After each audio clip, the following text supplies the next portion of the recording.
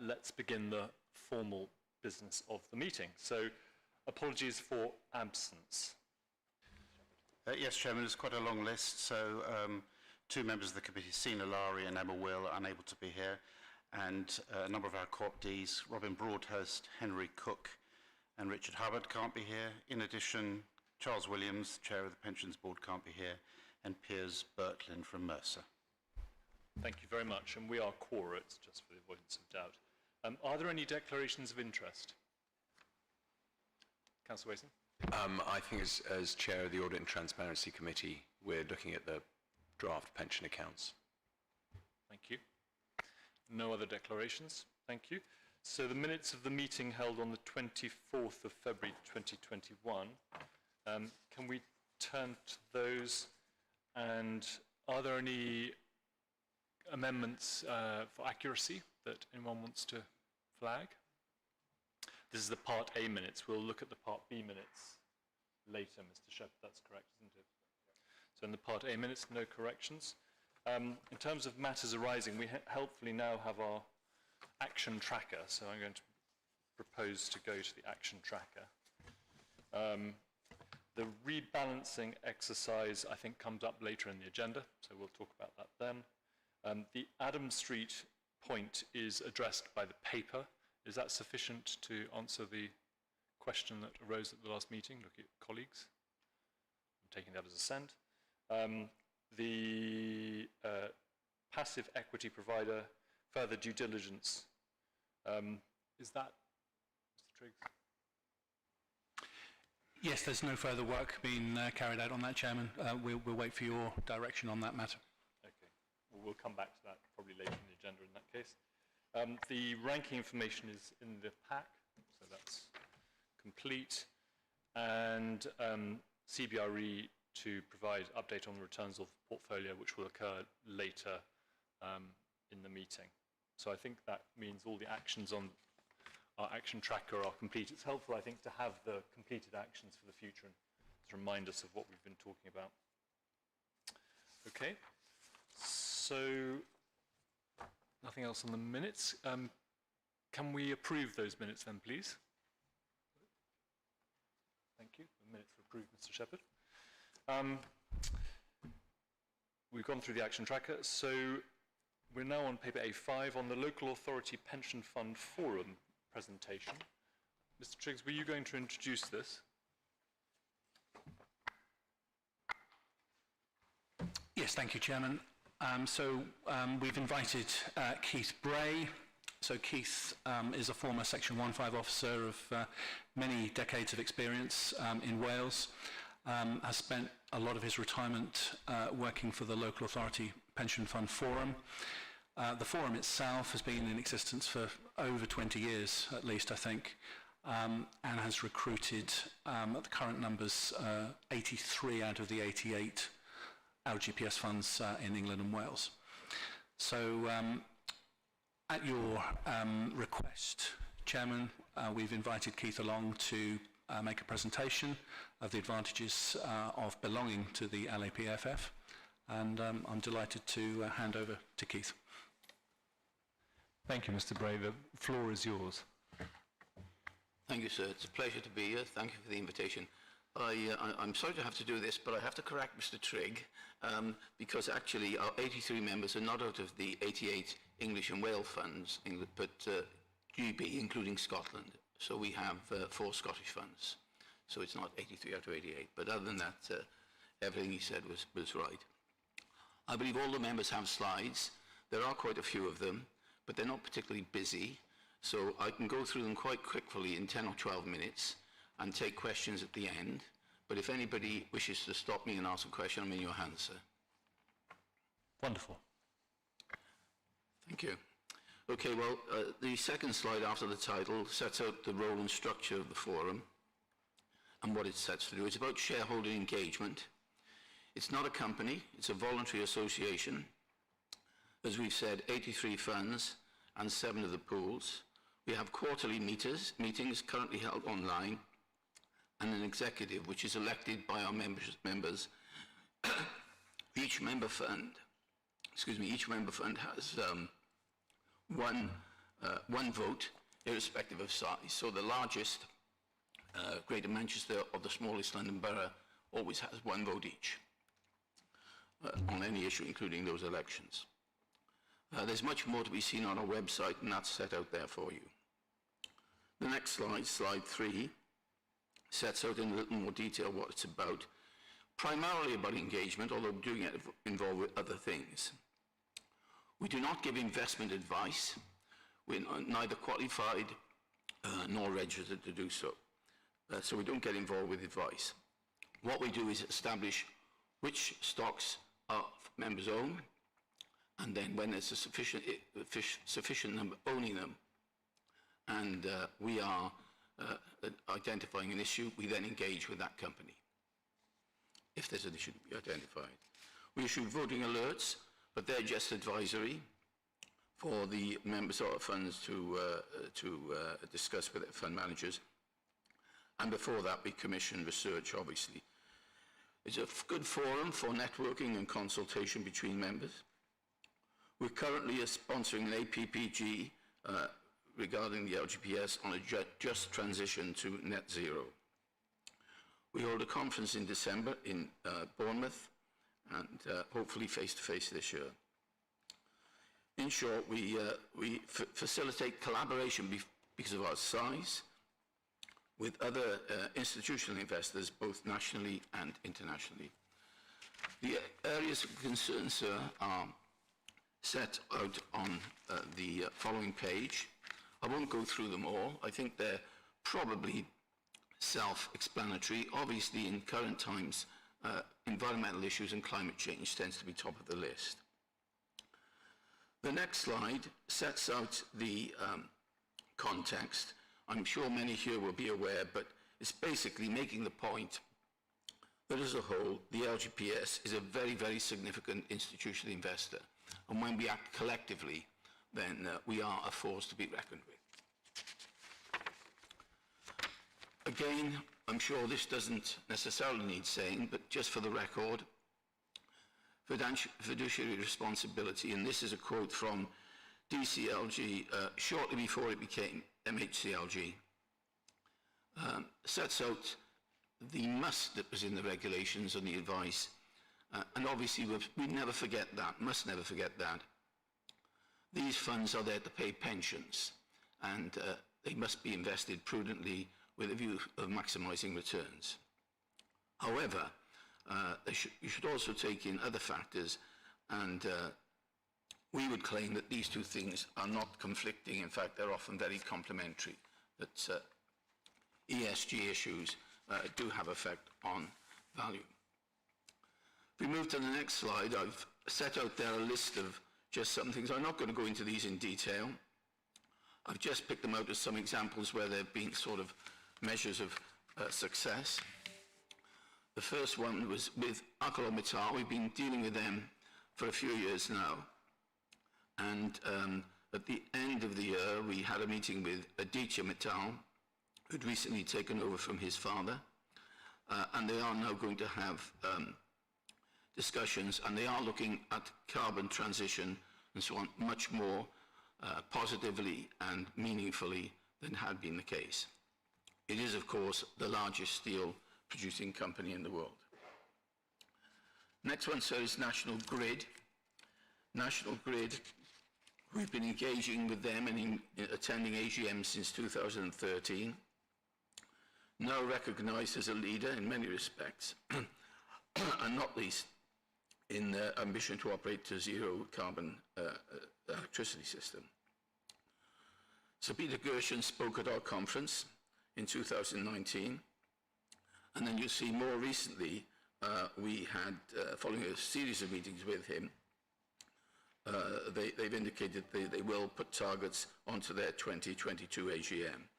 And we have scheduled a meeting. There's going to be a new chairman, Paula Rosbert-Reynolds, and that's going to be the thing.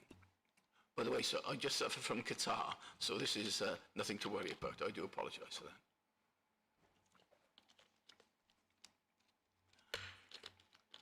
The next one, sir, which is page 10, Financial Reporting Council. For many years, we felt that this was not fit for purpose. We had issues such as Carillion, Patisserie Valerie, Tesco, and so on.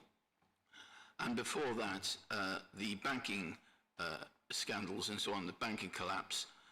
We felt that the accounts of these companies did not reflect fairly for investors the position they were in. The accounts for RBS, for example, the year before the collapse didn't indicate they needed 50 billion, but subsequently they did. Initially, in that case, even the Bank of England thought it was a liquidity issue, but turned out quite clearly to be a solvency issue. I mentioned in the earlier risk we sometimes look at remuneration. This is set out on the next slide, slide 11. Goes back a little while, 2015. Not particularly impressive performance, but the company ended up paying out more in bonuses than they did in shareholder returns and dividends. So we felt the remuneration board wasn't really looking after the interests of shareholders in the way that it should, not safeguarding our interests. So we lobbied to get Sir John Sutherland to stand down, and in fact, after a year, that did happen. We got a lot of coverage on that, including a large cartoon page with our chair at that time and Sir John in a cartoon in the Financial Times. We often get coverage in the financial press.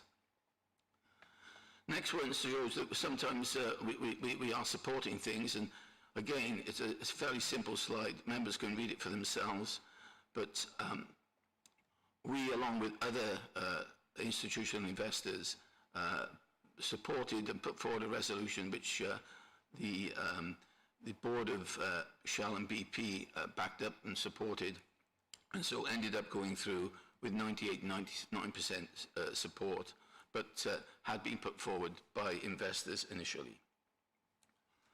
The next one, to M&S, is a very old one, but I like to keep it on because it was really our watershed moment. It was when we really became noticed. We liked Sir Stuart Rose, but we were uncomfortable with him having the dual role at Marks & Spencer. We talked to them for a number of years, but weren't really getting very far, because we do most of our work under the radar. We like to talk to people and discuss and debate things rather than have confrontation. But in that case, we weren't getting anywhere. So we put a resolution to the AGM in 2009. We got a lot of coverage. Our members were accredited with holding 5% of the M&S share register. In fact, we only held about 3%. But as you'll see, the resolution that we put forward ended up with almost 38% support from shareholders.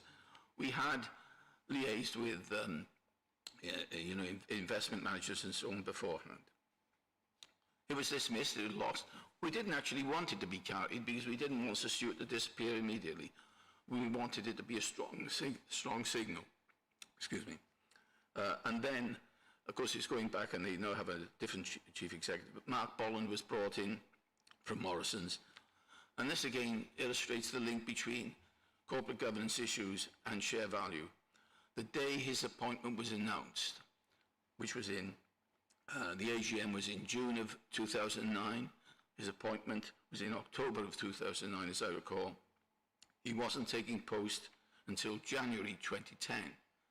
But the day his appointment was announced, the M&S share price went up 5.5% on that day. Where are we now? Again, a fairly simple, not a busy slide.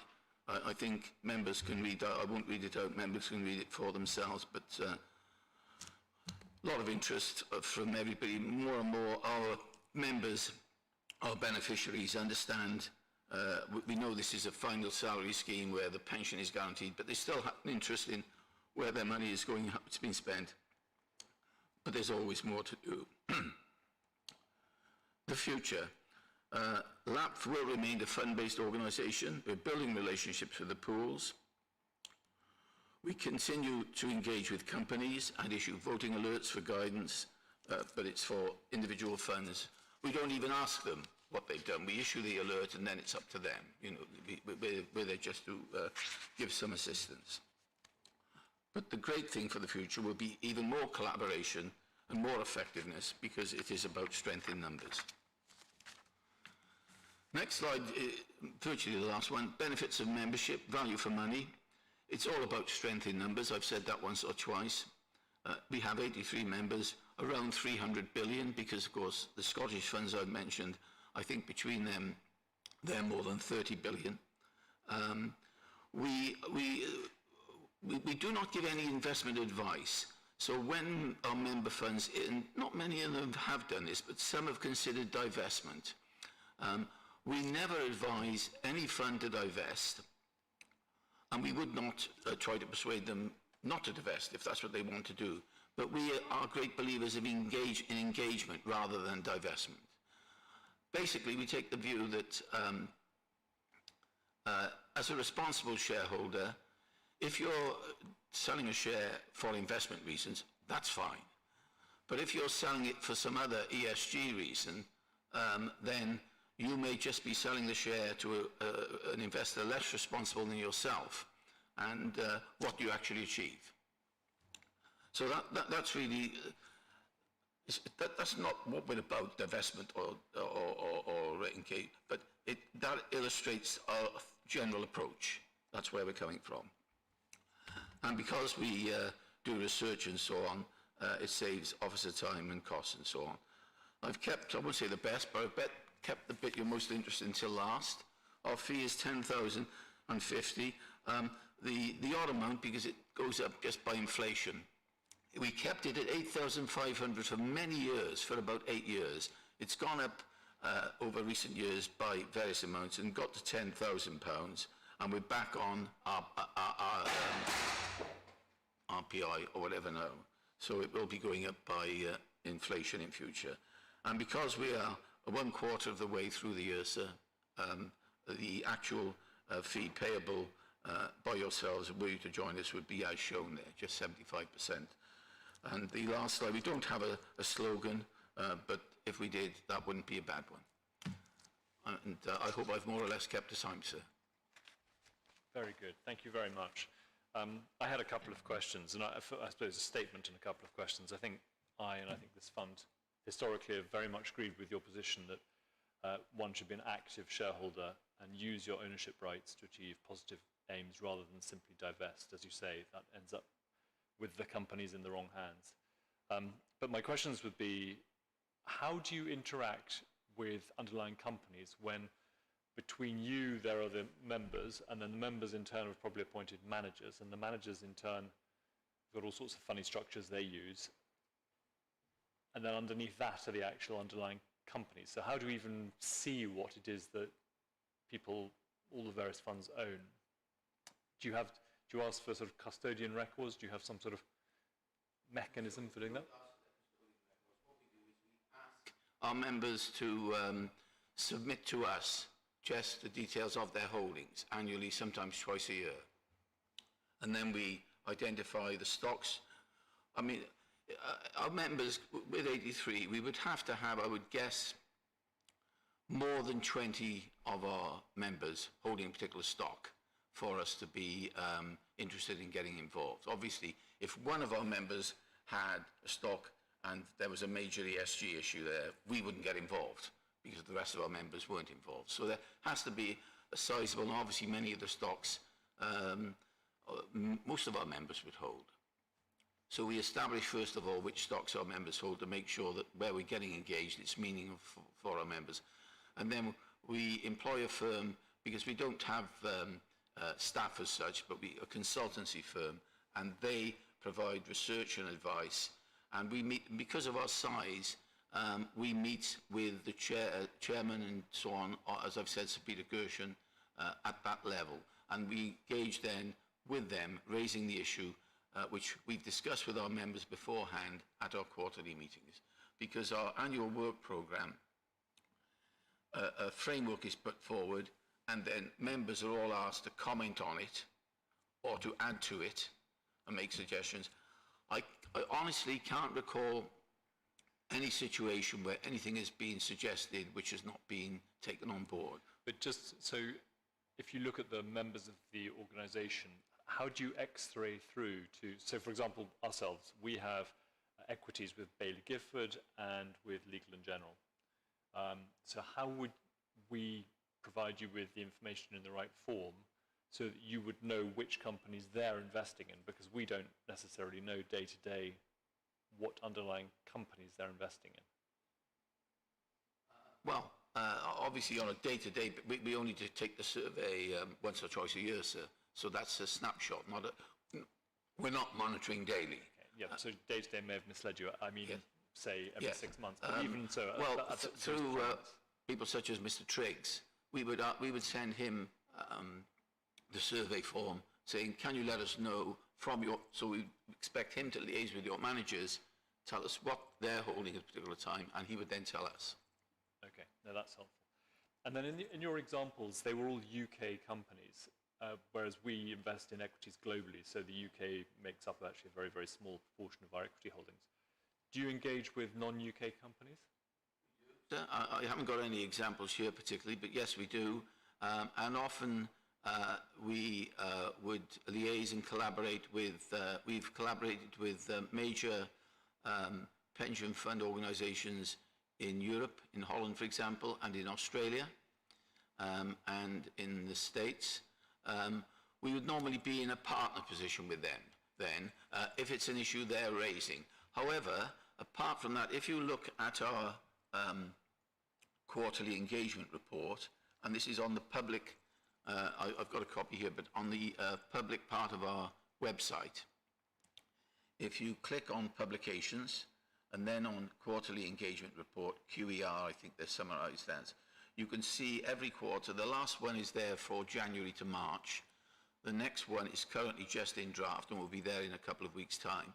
And that shows you every company we've engaged with and what the nature of the engagement, whether it's a conversation or meetings or whatever, who we're meeting with, whether it's a chair, whether it's an independent director or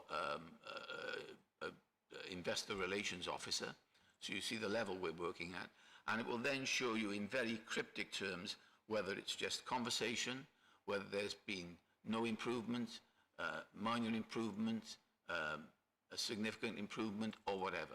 And so if you look at that last page, you will see there a summary. Just one page shows you who we've spoken to, which company, which individual, what was about, and what the outcome has been. But it's all very, very cryptic.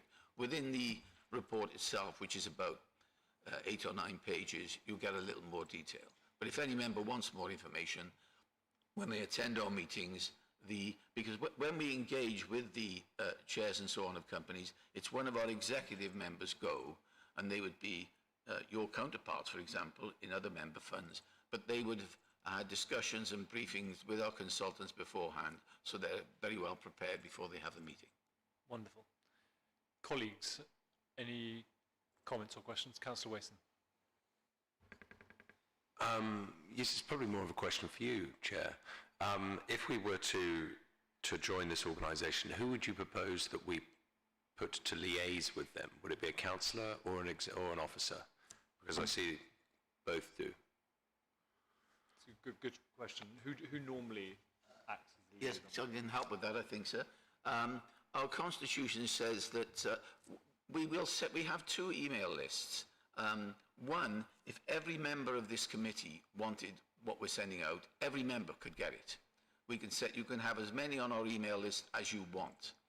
However, when when member signs up, we ask for 2 people to be nominated as the official representatives, and we normally expect one to be yourself, to be the chair, and then the other it's really a matter of you. It could be another member of the committee. It doesn't have to be you. If you have a member of the committee who's particularly interested in this and you would nominate that person to do it, then it could be that person. And then also normally somebody such as Mr. Trigg or one of his team would be normally. So normally it's an officer and member. What I would say then, at our meetings, what we wouldn't want, and we've never had to legislate on this, but what we wouldn't want is this to become an officer club. However, there are some funds that always send officers, never ever, and only officers, and that's their approach. I recall one fund, I won't identify them, forgive me, but we had a member from the officer saying, the chairman has asked, please don't send him this email anymore, just send them to me because he's happy I will tell him. We have other funds who always send elected members, and we have some, not too many, but it varies, half a dozen or more, will send both. However, when it comes, we don't have many votes within the meeting, but when we have if we did have a vote within a meeting on an issue, that's quite unusual, but it did happen. If they have two people there, they still only have one vote, obviously. And again, irrespective of size. And everybody pays the same fee, so the largest fund and the smallest fund. Fantastic. Thank you. Any other questions? No, I don't think so. So thank you very much. It's extremely helpful.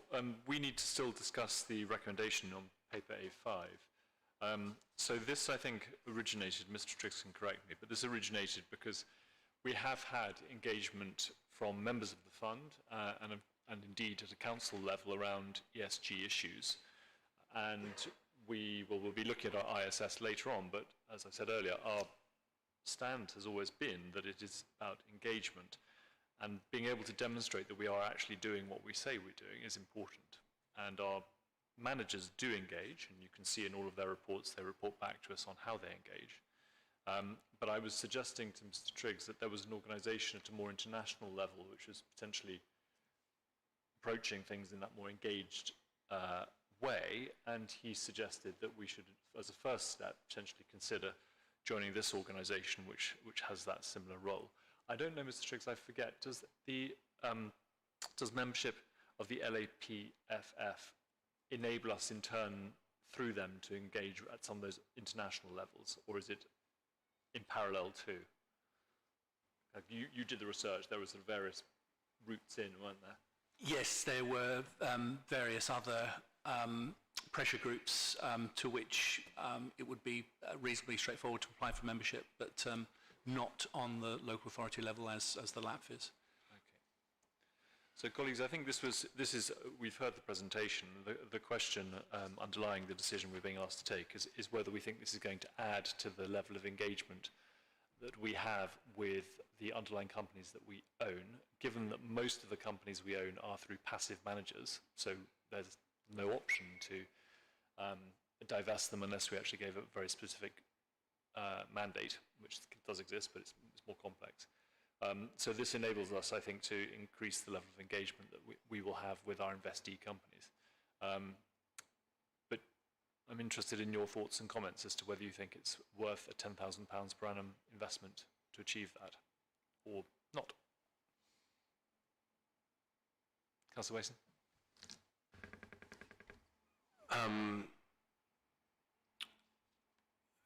One further question, if I may. I mean, certainly, just on the £10,000, I think it is a perfectly reasonable amount of money to spend every year for this. I would just rather it wasn't a sort of box-ticking exercise to show people that we are doing what we say we're doing. I think we need to properly engage with it if we're going to pay some money over. The second thing was, I think it was about 2 years ago, where we have been an activist. 2 years ago, Unilever were trying to delist from the London Exchange to the Dutch Exchange, and we decided, I can't remember the ins and outs of it, but it was, I don't want to be held to account on this, it was more about enriching the executives of Unilever, I believe. And we took the decision to inform our fund managers that we were unhappy about this, and they went and then informed the CEO of Unilever. That's the only time I think we've taken a proactive stance on something. Can I ask Keith, did you do something about Unilever when that episode arose? I honestly can't recall, sir. I don't personally, my main role is liaising with our members. I mean, the various engagements I've been talking about, the meetings, I don't attend those personally. I used to some years ago, but my role is now basically, well, to use the phrase, recruitment and retention of members, so when members have problems. I don't recall whether we did or not. It sort of rings a bit of a bell, but if I said yes, I could be misleading you, so I'm not sure. But what I would say is, if any of our members had raised that at that point, then it would have been something which I feel sure would have at least been discussed and followed up. The depth would have depended on how many of our members were holding the stock and so on and so forth. So because obviously if we had 83 different things from 83 different funds, we couldn't follow all of them. But taking that example, I suppose that would have enabled us to say we think this is an issue and we'd like to socialise it with our peers, and this would have been a mechanism through which to do that. Councillor Bennett?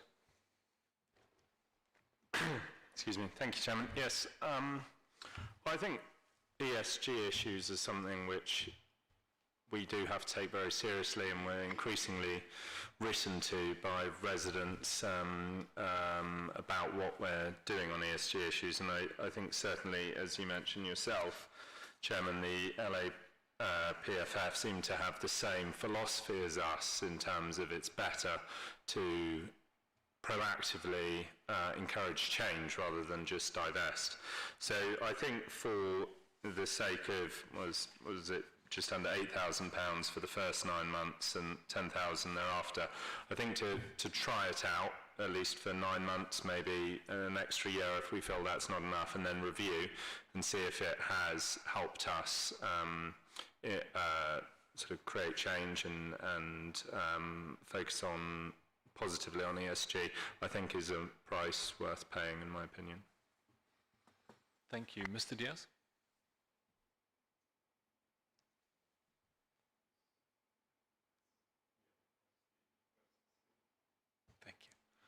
Thank you.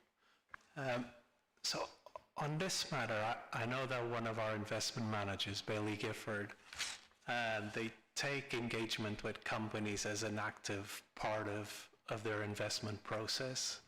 And I just wanted to know whether this would affect in any way their ability to be able to manage a portfolio.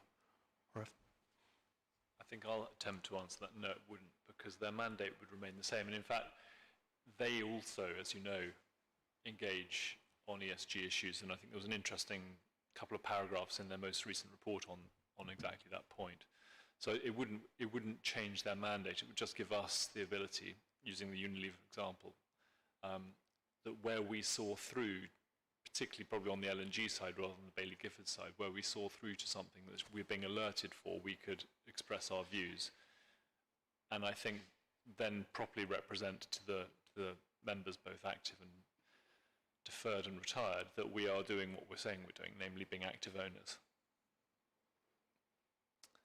Colleagues, I think I'm getting a sense that you're reasonably happy with this, so I'm going to ask the decision, the recommendation is in 2.1, which is that we join LAPFF. I presume it's an annual membership, so we'd sign up for the first year and see where we get to. Yes, sir. I mean, I think technically, and it's not something I write, but I think there is a thing where members ask, but it's to give a year's notice if they leave. So I think your member said that if you wanted to leave, then I think technically we would be hoping you would stay on for the second year, but we've got no way of enforcing it, frankly, sir. Thank you. Can I just say, can I just say, Bailey Gifford we know very well, and they do come to our conference, and they are very familiar with us, and they with them, and we've worked with them on a number of issues. Wonderful. So mindful that we have to justify any expenditure from the fund, that it's in the interests of the members, so we have to satisfy ourselves that this is indeed in their interest, or in the interest of the fund, I should say. We are recommended to join, so can I take that as your assent to join, everyone? Yes? Thank you. So that recommendation is agreed. Thank you. So thank you, Mr. Bray. Thank you, sir. I expected, quite often people say, we'll let you know, sir, so I was expecting that. We take decisive action here. Can I say, sir, He must be a lucky mascot. I've done this many times. When I started, quite a few years ago, the forum had 24 members, I think. We now have 83. Well, there you go. On only 4 occasions now have I had a positive decision whilst I've been in the room. And on 3 of those occasions, Mr. Trigg has been in the room. Well, there we are. He's obviously a big supporter. I'm sure you buy him a beer They later. were Warwickshire, Westminster and today, sir. Excellent. Good. All right. Well, thank you very much. Thank you, sir. So we'll move on to paper A6. So this again is for decision. Mr. Shepherd. I'll do this bit first, and then we'll do the paper A paper first, and then we'll go into part B. So this relates to process, and you will have seen the recommendations set out in paragraph 3.2. Mr. Triggs, did you want to speak to this, or do you just want us to go straight to decisions? Thank you, Chairman. This report arises from engagement with our risk manager, Mr. Chitty, who's here tonight, as well as engagement with the CBRE property managers. And it's really to bolster the process by which properties are assessed on their risks prior to purchase. So the report sets out the proposed process. Mr. Chitty has attended tonight to answer any questions on that front, as well as our CBRE colleagues. Thank you. And importantly, I see in section I deals with fire safety, which we had addressed at the previous meeting. So this brings that in here as well. Colleagues, did you have any questions about these changes to these procedures? Or are you happy to move to take a decision? I think you're happy to move to take a decision. So the recommendation set in 2.1 is that we approve the recommendation set out in paragraph 3.2 of the paper. Can I see your assent to that? Yes, Councillor Nagy? You happy with that? Yes, and our cooperative members are also not saying anything otherwise. So that recommendation is agreed, Mr. Shepherd. Resolution. I'll just liaise with Tom to make sure we stop the stream. Okay. So I'm going to move now that we move into part B to allow us to talk about our commercial property confidentially. Can I see someone please to second that, please? Councillor Waston has seconded that. And can I take your assent again to that motion? Yes, everyone's agreed. So we've moved now into part B. Mr. Shepherd, is there anyone?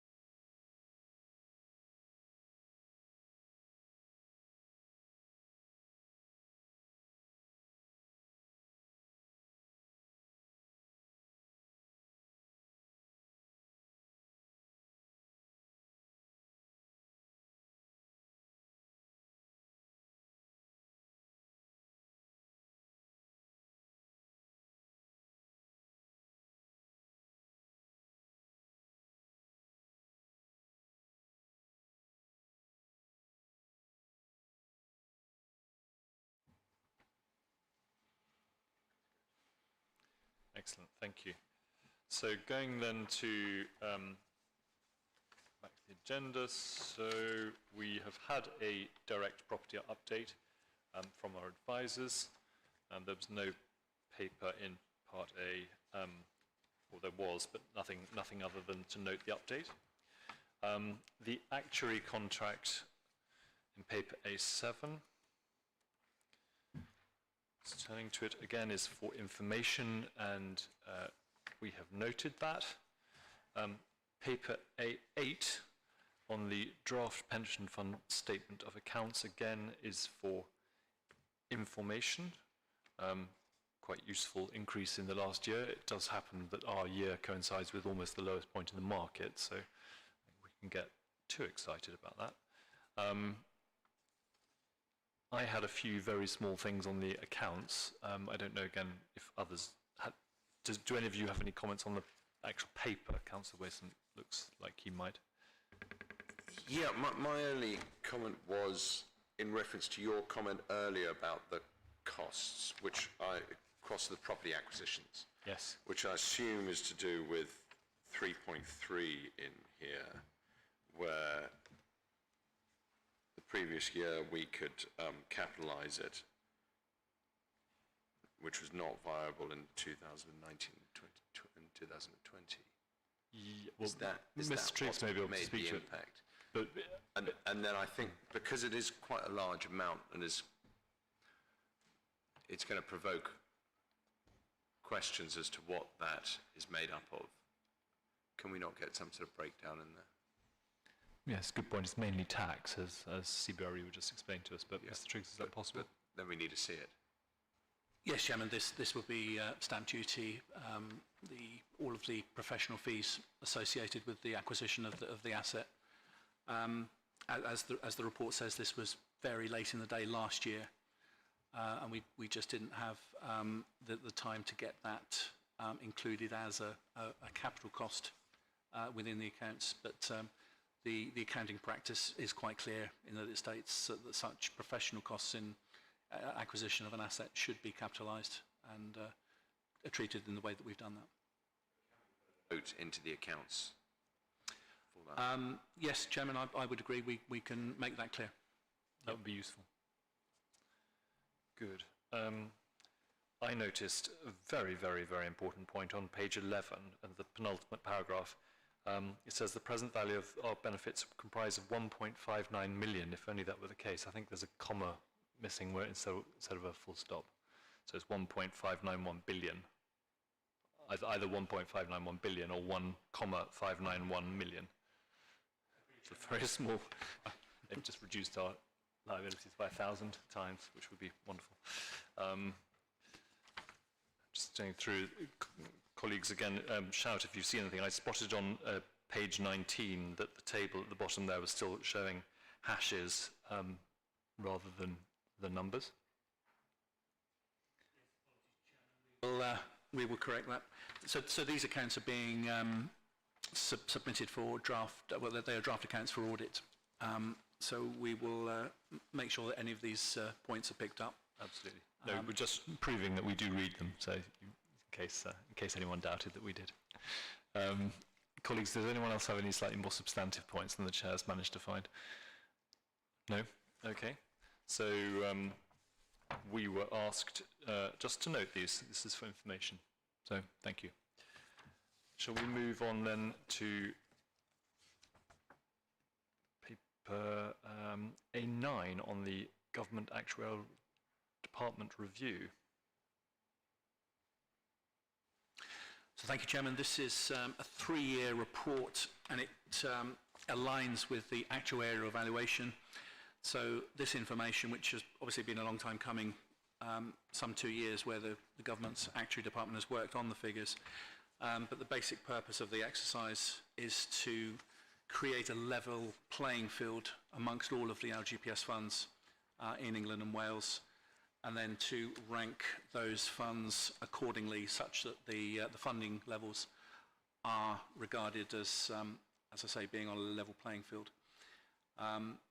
As has already been discussed in this meeting, there are different approaches by actuaries to the assumptions, especially the discount rate.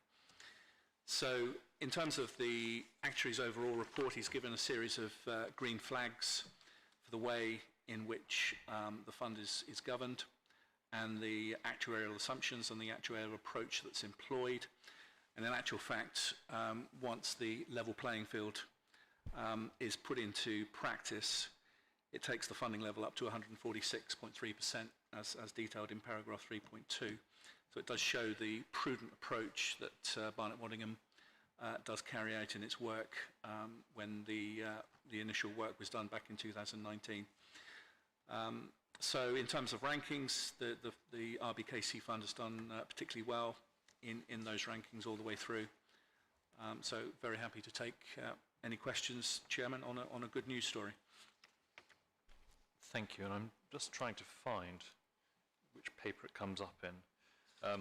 Where is the report from Barnett Waddingham with their latest actuarial valuation? Sorry, my apologies for not.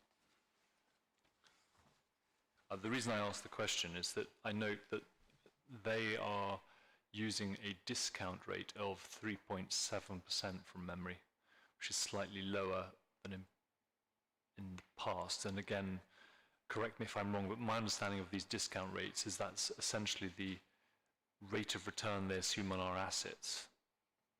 So by reducing that, they're implicitly reducing the estimated rate of return on our assets. And given our very high equity weightings, we've challenged them this on the past, that if you start from their working assumption for the long-term return on equities, which is, I can't even remember, 6-7% or something, and given our weighting, this looks like they've put in, I used to call it, an even bigger fudge factor in reducing the estimated return that our fund will generate, which increases the value of our liabilities, or, yeah, by bringing it down 3.7%. And I'm sorry, I'm struggling to find in this great pack where that 3 or 4 pages is, but... 2019 valuation, the final discount rate that was employed for that particular valuation, the triennial valuation for the fund, there was a slight downward adjustment in the discount rate that was employed. I think they moved it. There's a little table, and I'm sorry, I apologise, I can't easily find it up here, but there's a little table there where I think it's moved down further. Mr. Hobson might be able to help us. Chairman, yes, I've got the page in front of me here. So the discount rate used at the valuation was 4.3%. However, the estimated discount rate they would use if they were to do it again today would be 3.7. But whereas this is just indicative, it doesn't mean anything in terms of, they're just showing what it is at a point in time, but it doesn't apply in terms of any, it's only an estimate position, it's not necessarily what would be used at the final valuation.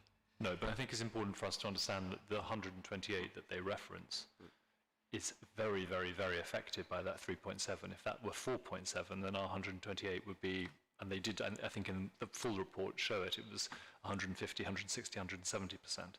So just for colleagues thinking about how well funded we are, well, of course, it depends on the assumption, and they've actually made our assumption, I think picking up Mr. Diaz's point about different potential assumptions, they've made our assumptions slightly more conservative around our long-term returns. Mr. Diaz, I can see you wanted to join in.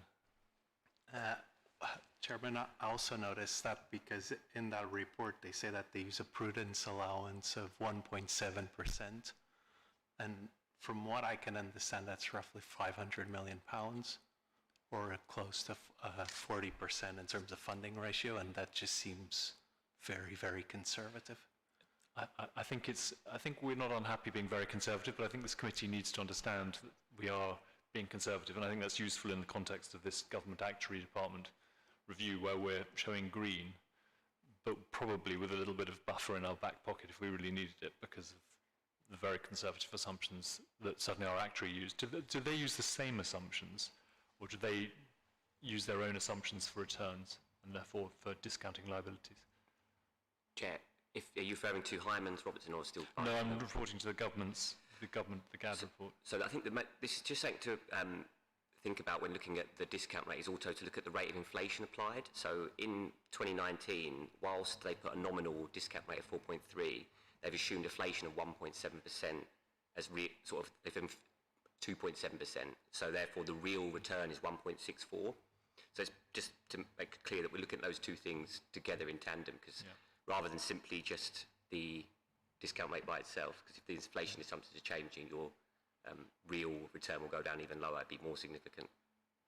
So these sort of actuarial valuations are sort of an exercise in three-dimensional chess. You have to sort of try and get your head around all that's moving. But I think the picture that we should take comfort from, the official picture, which is what's referenced in paper A9, is that, to use your word, Mr. Triggs, we're getting green flags on all of the key metrics.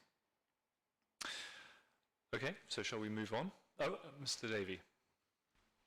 I suppose, Mr. Chairman, that might raise the question, if the fund is so well funded, should we have so much in equity?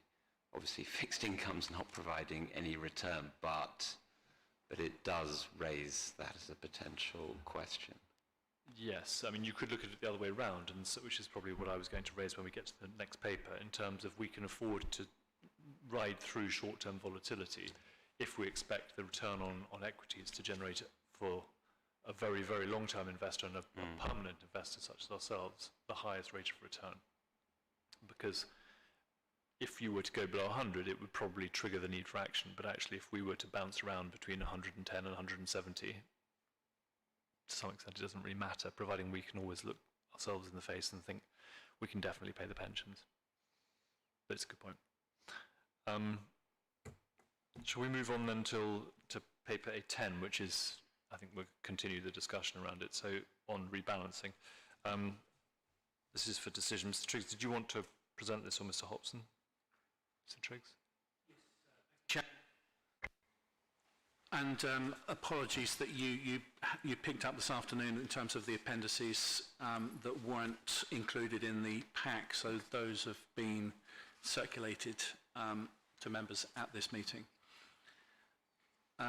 So this was a request from the previous meeting in terms of assessing a viable policy for use at future annual meetings of the fund. I think it's decided it will be done in the July cycle each year, and a look at the asset allocation and the ranges by which those investment categories are either over or above or below the desired range.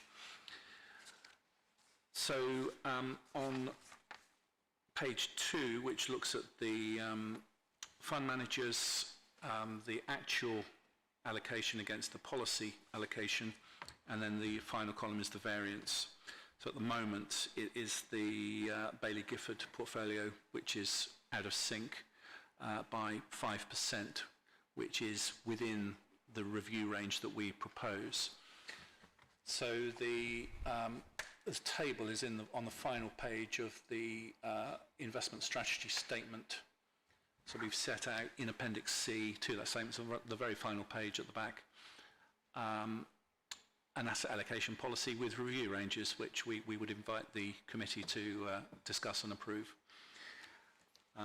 So really the recommendations within the report is for the members to discuss as to whether the tolerance limits which has been breached, whether or not we should be taking those funds and putting them elsewhere in the portfolio.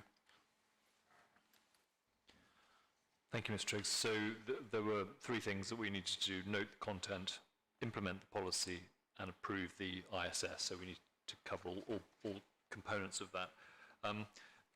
My opening statement was, I think in 3.1 it says that the committee does not currently have an agreed rebalancing policy. I'm not sure that's true, actually. I think we have talked about this, and it's contained in some minutes from probably several years ago now. But I think that having a much clearer policy and a much more disciplined approach to this, something I've been keen on for some time, must be the right approach. I think rebalancing is one of the sort of basic things that one should do as good stewards of assets. So I'd challenge the assertion in 3.1 that we haven't done this, but I would accept the criticism potentially that we haven't made it clear enough and stuck to it well enough. I had a sort of practical question, or several questions actually. I mean, The literature I've read suggests that you shouldn't rebalance too often, that there are momentum effects from investing, and somewhere around a year it happens to be actually a reasonable time period. And it also suggests that one should do it in a relatively mechanistic way, namely you rebalance to your target portfolios, you don't allow yourself too much flexibility around it. And it also suggests that you shouldn't rebalance if one of your assets has actually gone outside the policy range before the 1-year time period is up, because that is that momentum effect. So for example, Baillie Gifford, it's a great example in the last year. Baillie Gifford's had strong momentum effects, or rather its portfolio has. And if we'd gone and rebalanced when it got to 3 percentage points as opposed to 5 percentage points overweight, we might have actually not done ourselves any favours. And that's not a subjective judgment about Baillie Gifford, it's a matter of the academic literature in terms of how markets trend and that sustained momentum effect. And I'd be interested in Mercer's views on this. So I suppose for me, the principle of having this policy and implementing it properly, definitely. But we'd like to discuss whether we've got the right precise formulation into how to do it. So for example, I'm just sort of doing the maths again. If we allow ourselves a 3% buffer around our equity managers, but let's say a 1% buffer around the RAFI or the other bits, if one is at 2.9 by definition in one direction, another one the others have to be potentially minus 2.9 in a different direction. And you could get a situation where one side is triggering a rebalancing, but the other isn't, just mathematically. So then what would you do? And I would presume that we'd also say, as you put, the tolerance range for cash it's our swing, and we wouldn't force ourselves, for example, to invest the cash we're holding pending investment in property. We wouldn't force ourselves to go and invest that now because we can't. So just I had some practical questions. Interested in your thoughts on all those. Thank you, Chair. So I think it's probably important to distinguish the rebalancing within an asset class and the rebalancing at asset class level. And the rebalancing you'll be completing at asset class level, i.e. from equities into cash in this case, is much more significant from a risk perspective, return perspective, than rebalancing within the individual investment managers. And I think that bit, and if I understood the first question correctly, Chair, I think that bit is almost agnostic of the underlying investment manager targets. So in that case, you're only looking at the overall equity level, and you don't have some of the nuances that arise at an underlying investment manager level. Well, we can either, this recommendation, if I've understood it, would say we'll permanently be testing against these thresholds, and if intra-period we were to hit one of the thresholds, it would provoke at least a discussion. And the question back to you is, again, based on what I've read, is that actually the right approach, or should one instead have a much more rigid approach where you say we let things run for a period of time, let's just say a year, but at that year point we mechanically rebalance back to the numbers rather than having this slightly judgment piece? So I completely support the idea of having a mechanistic approach and leaving the judgment aside. I think the question, I would probably revert to thinking about the size of the ranges and hence the frequency of rebalancing. If you had really tight ranges, you'd be rebalancing more frequently, and you wouldn't necessarily want to do that. But I think making sure that the ranges are wide enough such that you are not rebalancing on a very frequent basis would help address, I think, the challenge that you're raising there. But my point, I'm not sure you should have ranges. I think it might be one that you might want to take up with some of your sort of people who research the somewhat academic side of this, and in terms of optimization, some of your tech, your sort of data guys. As I say, I don't want to introduce here work that I've seen in another place. It's for you to advise us. But I think there is quite a lot of science around this. This is not a subjective judgment. This is about what is shown over time to produce the best results. And my suggestion, colleagues, is that we should be guided by the data and the science here. This is not a judgment call. This is about what actually leads to the best risk-return performance over time in terms of a rebalancing policy. Yeah, I think I'll also make sure I'm fully understanding the challenge that you're raising there, because I'm not sure I've fully appreciated that. As I've understood it, what we're being recommended to adopt as a policy here is that we would test on an ongoing basis whether any one of the individual investments we have has reached a threshold. And if it has, it would provoke a discussion about potentially rebalancing as a result. So that could be after 2 months, 3 months, 4 months, 6 months. And even then, it's not necessarily the case that we would trigger it, because there'd still be this discretion aspect. So that's one approach. Another approach is to say you invest in the correct proportions today, and then you come back in a period of time, let's just say a year, and you rebalance automatically at that time to the percentages. And in the interim period, you do not have any of these tests, and you don't have any of the subjectivity. So there are different ways of doing this, is what I'm suggesting to you. And what I'm asking for is, we can all probably have a subjective view of what we think's better, but actually there's data behind this, and what we should be doing is being guided by the data on which mechanism gives you the best results. And that's the bit I'm missing here. Perfect. Yeah, I'd be really interested to see that research, and as you say, I will take it away and speak to some of the specialists in that area, and revert with a recommendation and clarification as to why we've proposed this particular approach. Yeah. So colleagues, I hope you would agree with that. I think, as I say, I think we're non-experts here, but we'd like to be guided by the data and the science, and pick whichever mechanism is going to give us the best chance of getting the best results. Councillor Wason. It's probably a very stupid question, undoubtedly. But when we rebalance, if we were to rebalance, let's take, for example, Bailey Gifford. It's currently on 25%. Our tolerance is 3%. So then do we sell the entirety of that 5% to bring it down to 20%, or do we bring it into our tolerance level? It's not a silly question. Our proposal would be that you'd move back to the target allocation rather than to just within the range. Straight back to the 20%? Exactly, yes. Yeah, which is quite a large amount of money.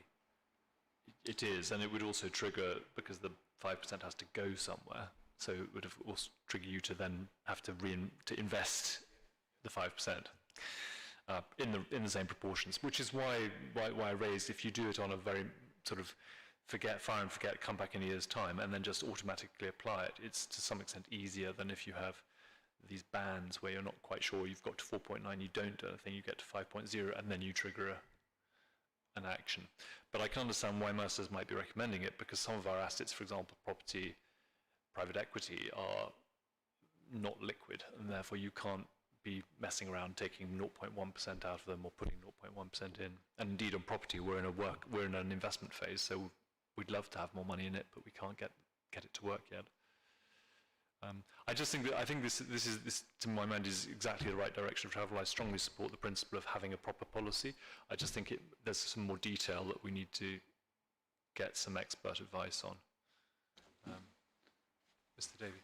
Mr. Chairman, not that this is more relevant to a portfolio with more managers or more differentiated assets, but in our own portfolios, we found that the turnover costs of frequently rebalancing offset any benefits, and it was better to take less frequent decisions rather than have a sort of trigger point that led to many automatic decisions.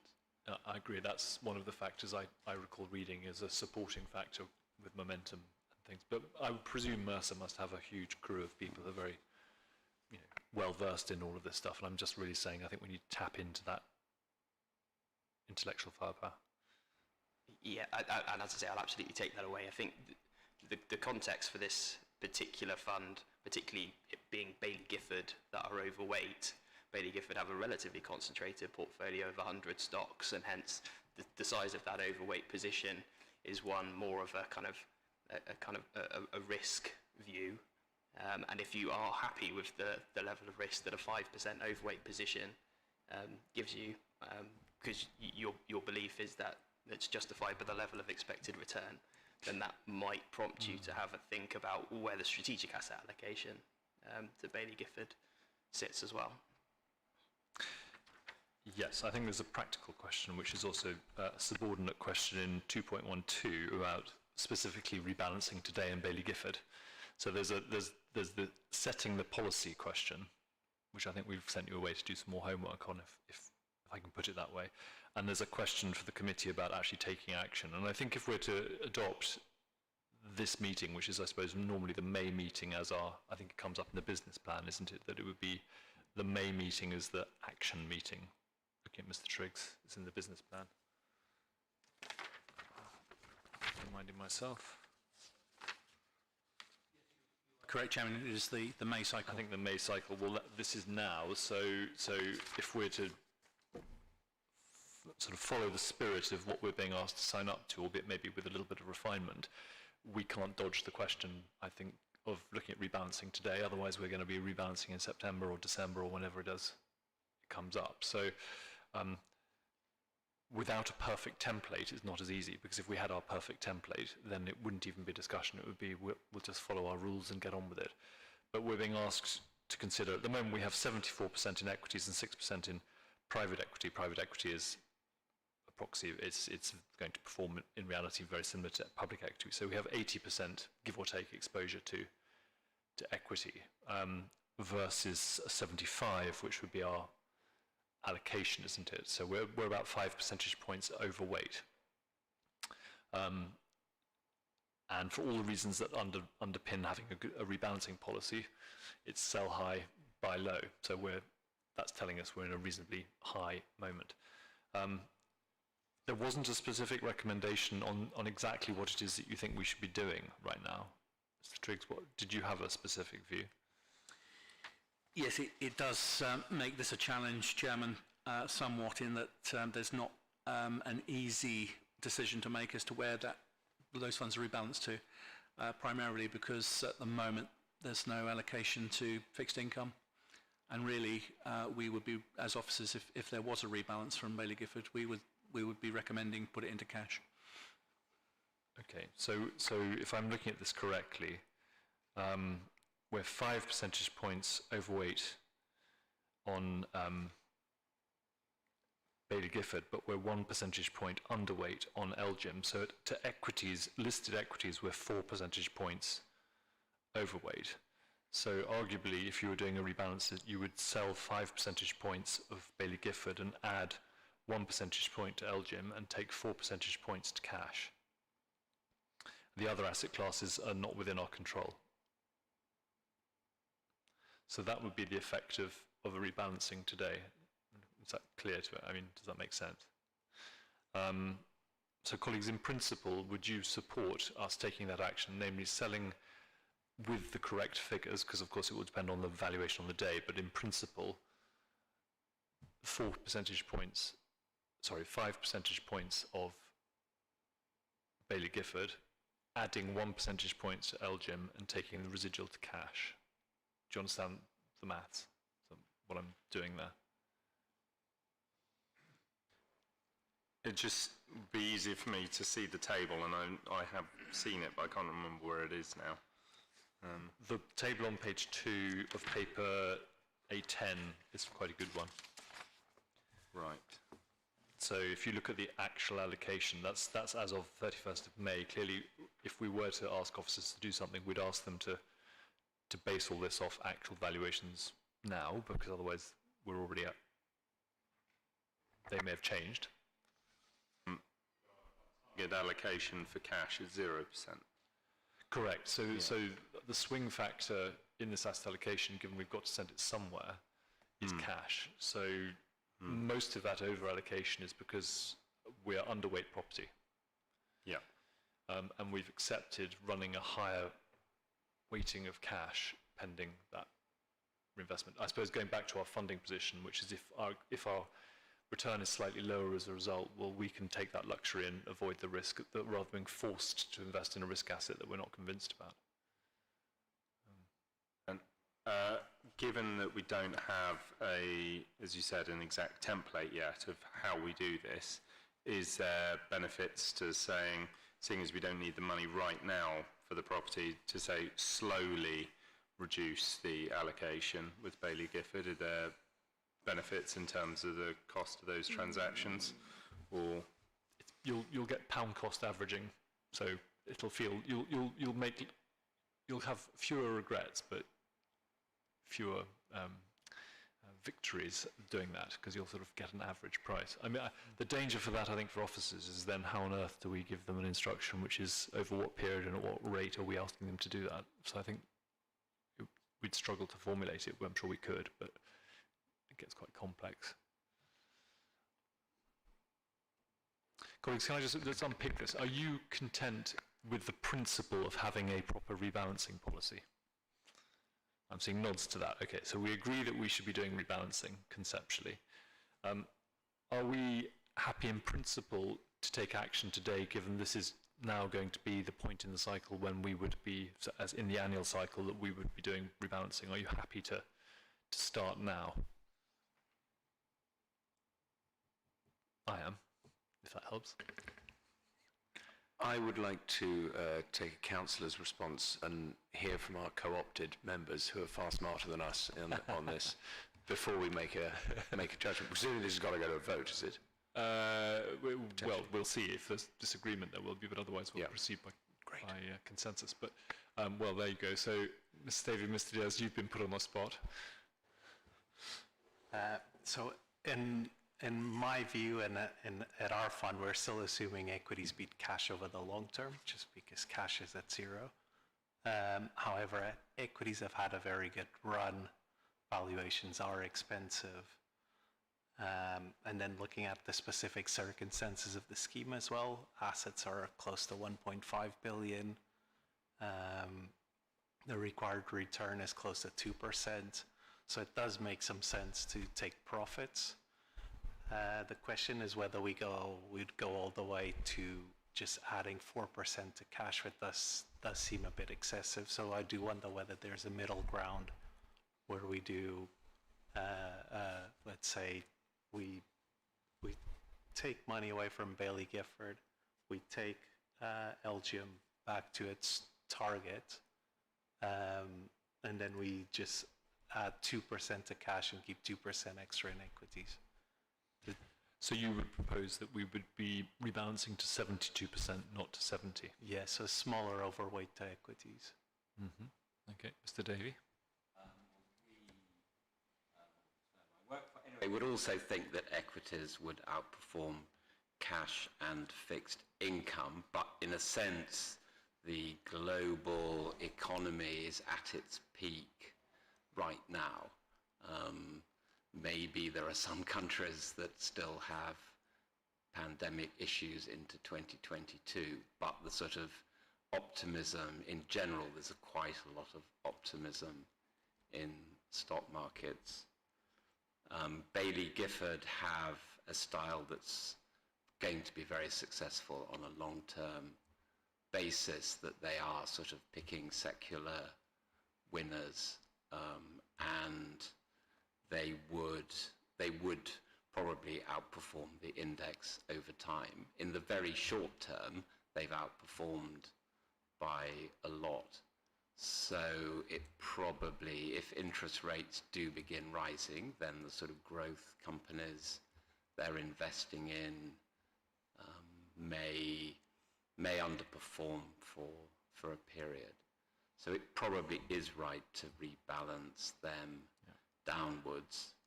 I mean, in a way, having lost two managers in terms of long view, and there was the absolute return, Parford, in a way, as an active manager, I'm probably uncomfortable with the amount that Elgin have. Maybe I would propose taking 4 out of Bailey Gifford, putting 4 in cash, and not giving Elgin any more.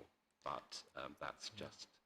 I mean, the logic of a rebalancing policy is almost to stop us having this sort of discussion, which is to say this is relatively mechanistic. We agree the rules up front, hence getting them absolutely right. And once they're in place, you avoid the sort of emotional challenges that might make you sell things when you think things are going up, or buy things when they're going down. So my challenge to you is, I think if the numbers are telling us that if we were to go back to policy, it would be to do the things I described. For us to override that is essentially to drive coaching horses through the proposal to have a proper rebalancing policy, which is fine because we don't have to have that. We can retain a more discretionary approach. But that's why I go back to Mercer and say Mercer need to prove to us that actually a discretionary approach tends to underperform a mechanical approach. I mean, probably the only reason, Mr. Chairman, one's dithering at all is because of the amount that's in cash above above its strategic level already. But I would agree with you in a way. If one has a policy, one should just do it. And Bailey Gifford have made us a lot of money, so one probably should follow the policy at this point. I did note in that comparable data, our cash holding is number one. I'm not sure that's a good or negative, but we certainly have the highest cash weight of any fund. But then we have one of the highest funding rates of any fund, and we know there's a cash drag from holding that. But I think our view was, again, open to the committee to change its view on this. Our view was we're in the luxurious position of having a very good funding ratio, so we can better not to make a mistake by being pushed into doing something that we don't feel comfortable about when we don't have to. Mr. Diaz. I was just going to add that having a rebalancing policy will be very helpful, but because of the investments we have in private assets, it will never be absolutely perfect. Absolutely, I agree with you, because we can't fine-tune those. And indeed, as I've said, in property, we'd be delighted to have more invested, but we can't because of the realities of getting the money into the market. Colleagues, I do think, I'm going to therefore propose, and you can now say if you disagree, that we do, as I suggested, the details, I think, probably need to be delegated to officers, probably in consultation with me, if you're happy with that, because the numbers will have moved on. So for Mr. Shepherd's purpose, if we minute these precise numbers, it's not necessarily very helpful to officers. So the concept would be that we would bring our equity weighting down to 70%, and we would bring our manager weighting to Bailey Gifford down to 20%.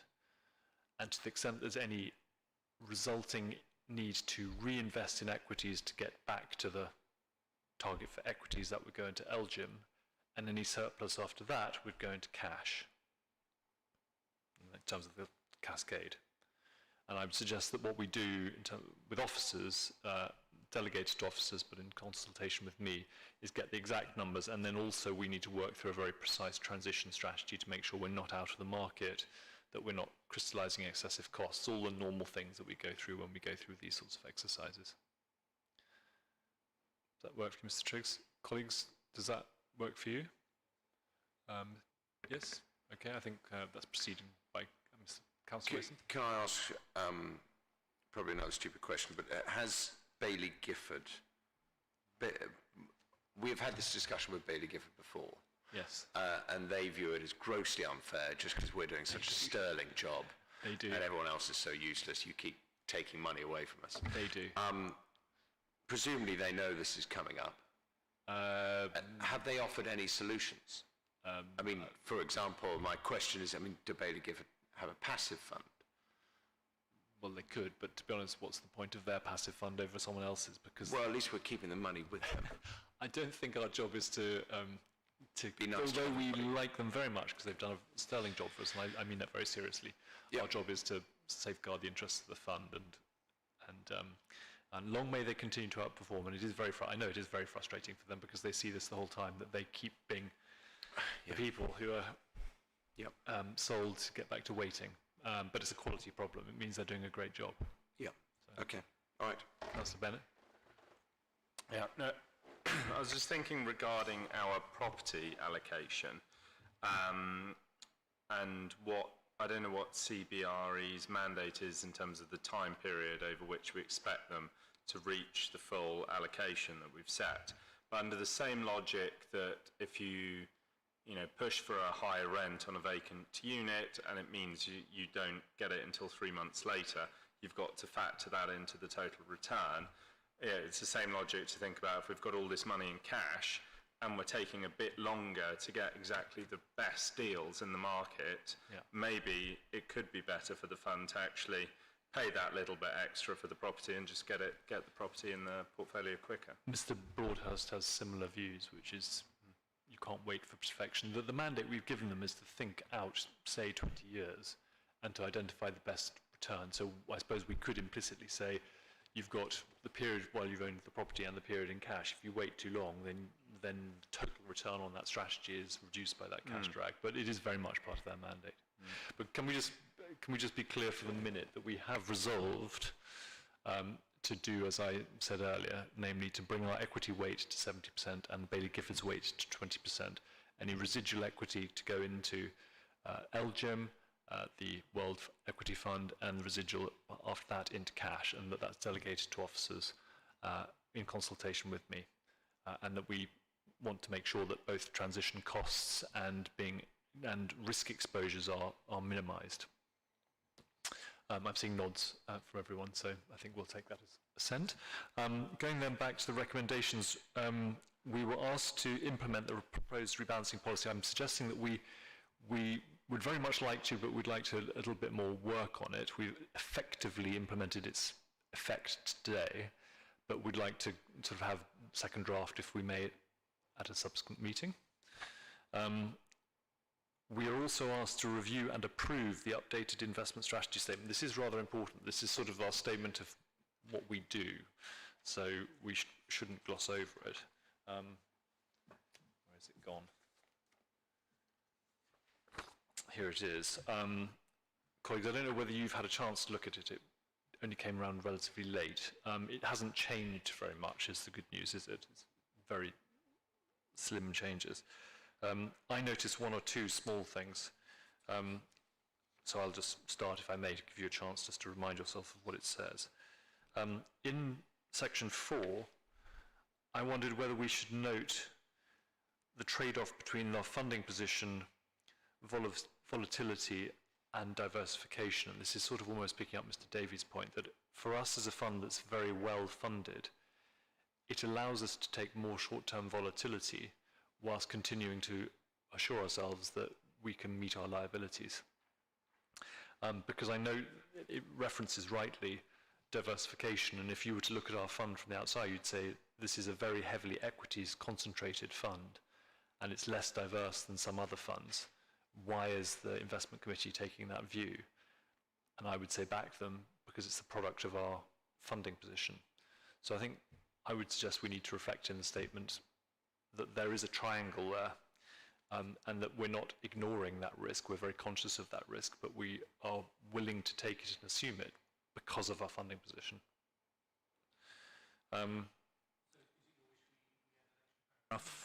Yes, if you I think you understand what I'm getting at, so I'll leave it to you perhaps to draft some words.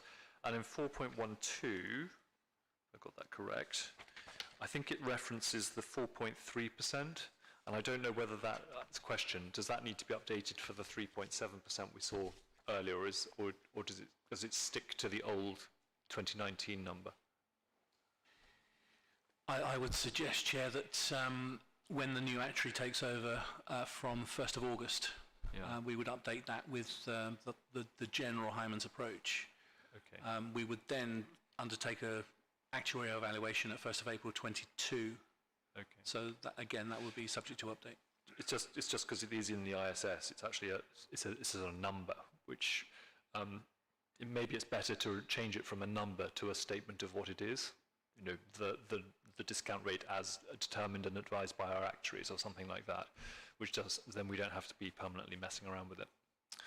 And then I think on section 6, which we talked to earlier, it might be good to just, because this does come up, and I know a number of residents in the last 12 months have certainly asked all of us as councillors around this, and we've pointed them to this very section, whether we need to make more explicit our active ownership approach as how we see as the best way to implement council policies, and indeed for the benefit of the members of the scheme as our approach. and just maybe beefing that up a tiny bit. Chairman, in response to that, the other two authorities within the Triborough, they do have a separate responsible investment strategy and policy. So it might be the wish of yourself and the committee that we could draft one for RBKC. Yeah, happily, providing it sort of follows our philosophy, because I'm sure they have their own different views, which is their sovereign right. But yeah, no, I think that would be useful. I think it would be useful for members actually to have something that we could send to people rather than just refer them to the ISS, which can be a bit technical for many people. Colleagues, did you have any comments on the ISS as is? So we are asked to approve it. Can we approve it subject to those amendments being made, and then maybe see it back just with a sort of black-lined copy at the next meeting, so we can then only talk about the new bits that you will have drafted in? So colleagues, are you happy to approve it on that basis? Yes, I'm saying that's yes. So Mr. Shepherd, that's approved on that basis. I think that concludes paper A10. It's quite a meaty paper. We've just spent quite a lot of money. Let's then go on to paper A11, which is for information. So this includes all of the reports from the various managers. Did anyone have anything they wished to raise, or officers? No? Good. It's about an inch of paper.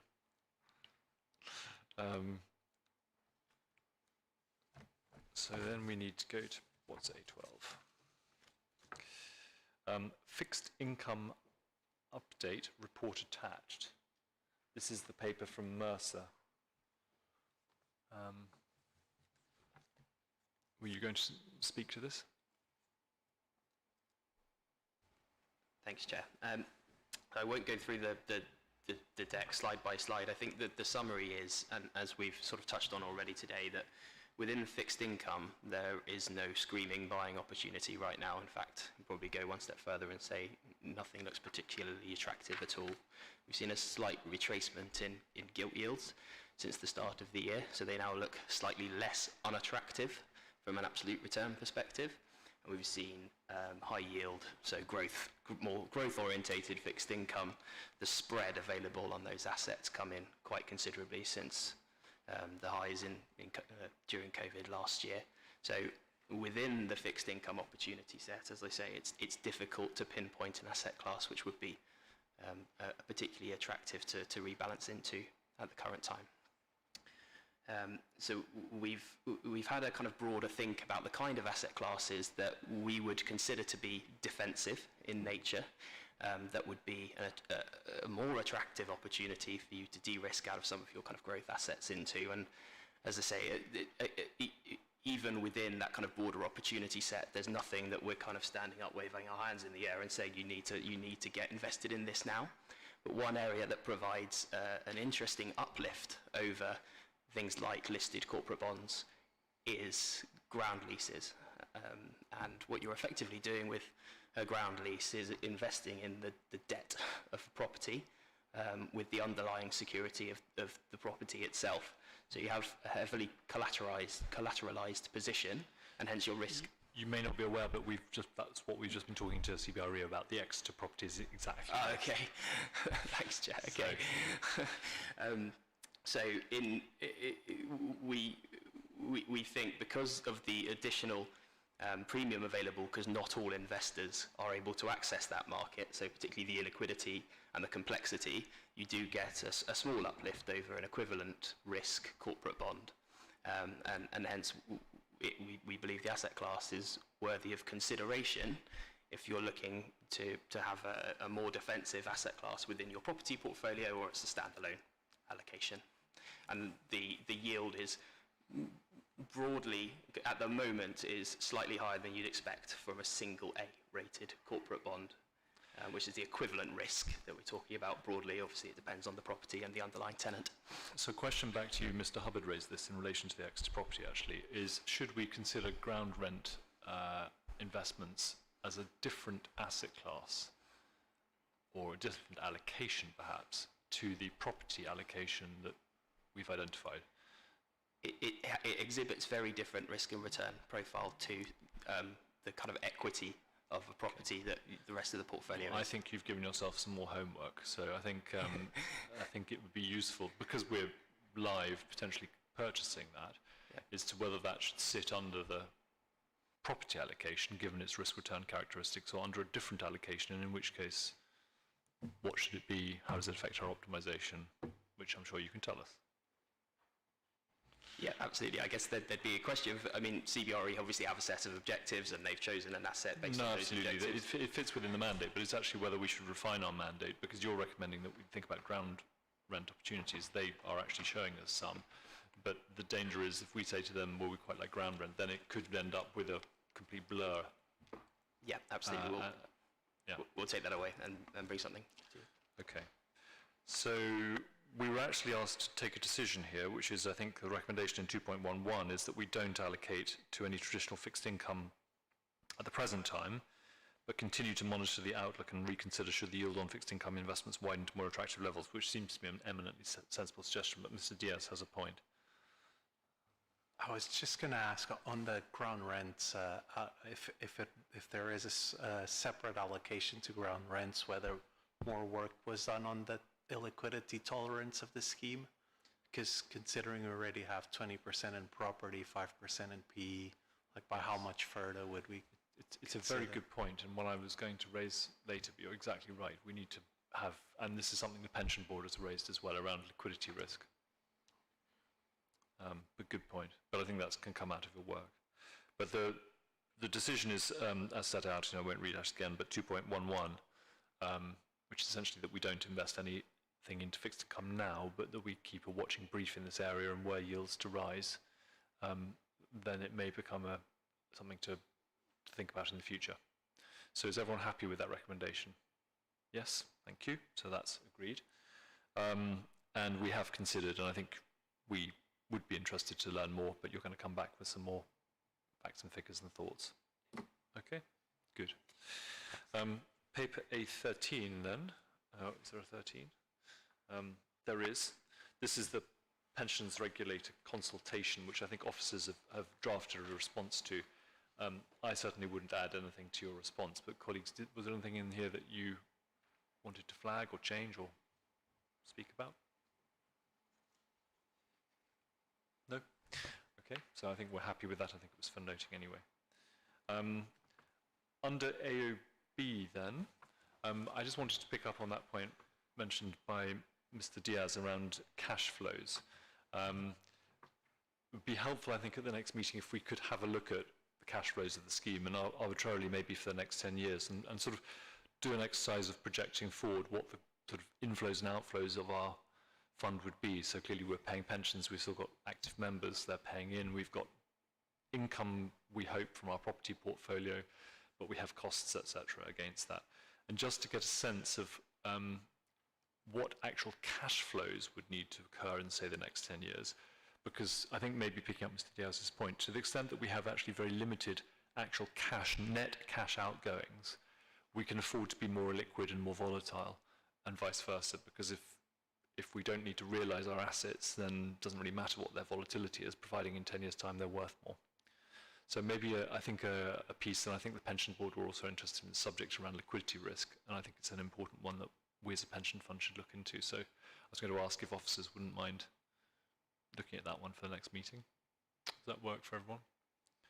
And the second one I had is that some of us will remember the contortions we had to go through in relation to our dear friends at the CIV and their annual costs. And I note that it does come up in the accounts.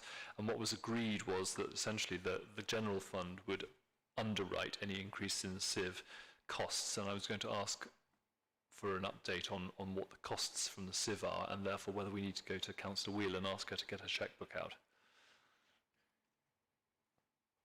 Yes, Chairman, can I suggest we bring a separate paper on that to the next meeting, or maybe update you? That would be helpful in relation, and you've got the key decision that she took, so Yeah. I think it's really just implementing that and making sure we don't lose sight of it, because that was the basis on which we got to an agreement last year, somewhat controversially. Colleagues, were there any other items of business that any of you wish to raise? No? Officers, anything? No? Right, well, thank you very much for this sort of slightly strange environment. Hopefully we're back in committee room 2 next time, and it's nice to see everyone. So sign off. Thank you.